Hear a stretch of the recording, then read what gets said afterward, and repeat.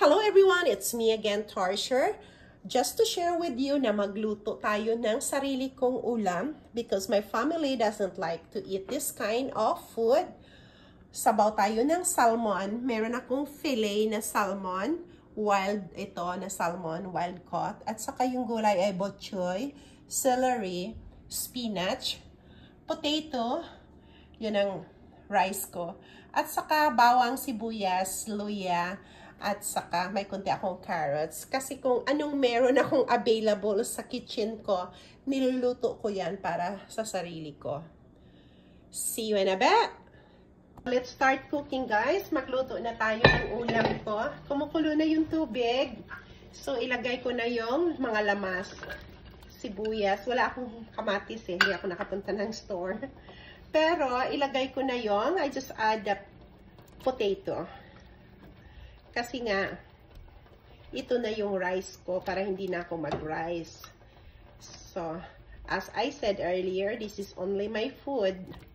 Kasi nga, hindi ko makain sila ng isda, yung mga amo ko, yung mga anak ko at saka asawa. So, let us simmer this for 3 minutes. Luto na yung potato. I-add na natin yung iba. So, ilunod na. We just add the vegetable.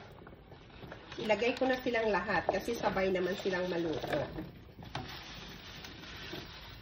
Spinach at saka bok choy and celery. Ako, pag yung pagkain ko ay kung anong available na gulay ko sa fridge, nilalagay ko na silang lahat para hindi masira. Ayan.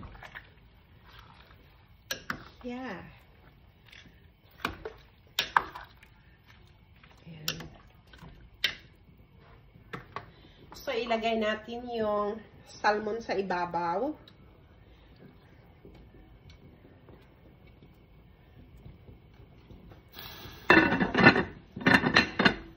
We just simmer it for 2 minutes.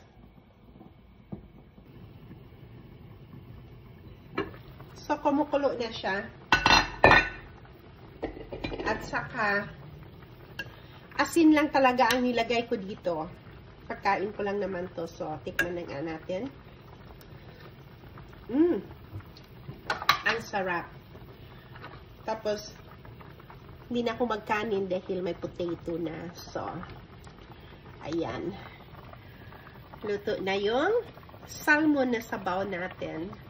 Salmon soup. Thank you so much for watching. See you in our next video. Bye for now.